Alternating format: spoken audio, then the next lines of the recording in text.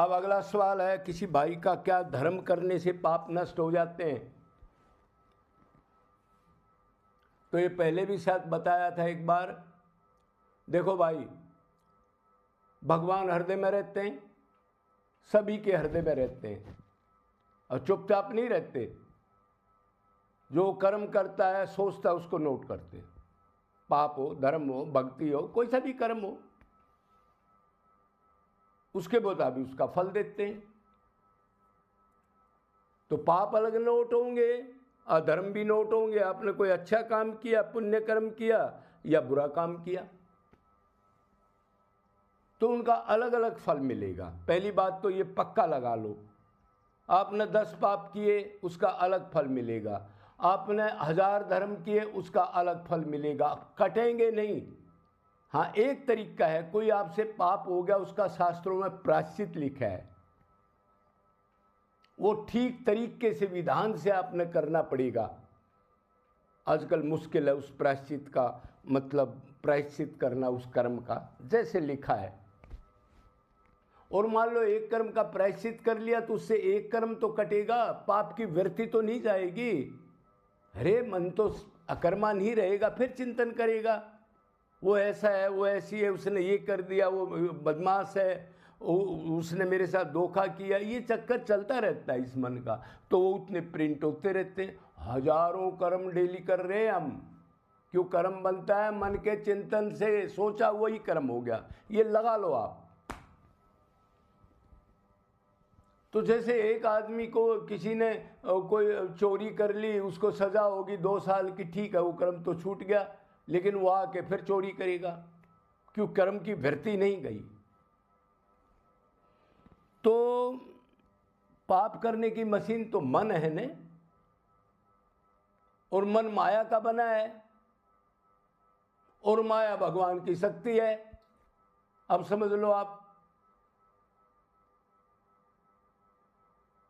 तो मन के अवगुण, मन का गलत चिंतन, शरीर का भाव मैं शरीर हूं, ये तो भक्ति करने से जाएंगे ना अवगुण। काम क्रोध लोभ जितने भी ये अपने आसुरी संपत्ति है हमारे अंदर जो भरी है तमोगुण रजोगुण की, वो तो भक्ति से जाती है परमानेंट। जितनी मात्रा में करोगे उतनी मात्रा में 10% भक्ति, भगवान से प्रेम किया, 10% कम हो जाएंगे। सिद्धांत है पक्का का पक्का, ये और कोई तरीका नहीं है। कितना प्रायश्चित करेंगे हम? तो एक आध कर्म प्रायश्चित से नष्ट हो सकता है, बाकी अलग अलग फल मिलेगा। तो हमने, अगर हम इसको बिल्कुल अलग करना चाहते हैं, भाई हम इस पाप से, इससे दूर हो जाएं, पाप पुण्य से दोनों से दूर हो जाएं, तो फिर वो तो एक ही है, मम माया दुरत्तय मामेवीय परपद्येन माया में ताम तरनते थे। ये मेरी माया है, मेरे आगे जो गिड़गिड़ाएगा, मन से रो के पुकारेगा निरंतर, मेरे को ही चाहेगा, सब संबंध टूट जाएंगे उसके, तो उसकी माया में हटा दूंगा। नहीं तो कितना ही प्रायश्चित कर लो, कितना ही कंट्रोल कर लो, जब तक मायापति अंदर नहीं आएगा, जिसकी ये शक्ति है।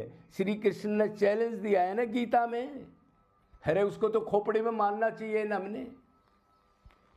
एक ही इलाज है, जड़ को काटना पड़ेगा, ऊपर की टहनियों से काम नहीं चलेगा, वो तो फूटती रहेंगी।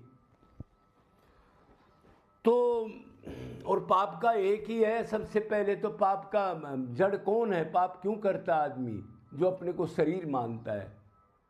शरीर में 5 इंद्रियां हैं, देखने की, खाने की, सूंघने की, चखने की, स्पर्श करने की, सुनने की, और वो सुख चाहने के लिए संसार में निकलती हैं, और उस सुख के लिए झूठ बोलेगा, कपट बोलेगा, और कुछ कहीं लूटेगा, खसोटेगा, कुछ भी करेगा। यही है सबसे बड़ा कारण। तो ये सब भक्ति से नष्ट हो सकते हैं पक्के। तो बाकी फिर थोड़ा बहुत ध्यान रखना चाहिए, लेकिन आजकल तो शास्त्रों को कोई मानता ही नहीं है, मनमुखी आचरण है, ना बाप का धर्म, ना बाप बेटे का धर्म, ना समाज का धर्म। देखते हो कितने मर्डर, कितने पति पत्नी कट रहे हैं, मर रहे हैं, क्या है ये?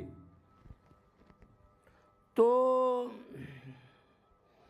भगवान ने कहा माम एकम शरणम व्रज, इन धर्मों का परित्याग करके मेरे से प्यार कर ले, तू मेरा अंश है, शरीर नहीं है, तू आत्मा है, मैं सब पापों के भय से मुक्त करके सदा अपने साथ ले जाऊंगा।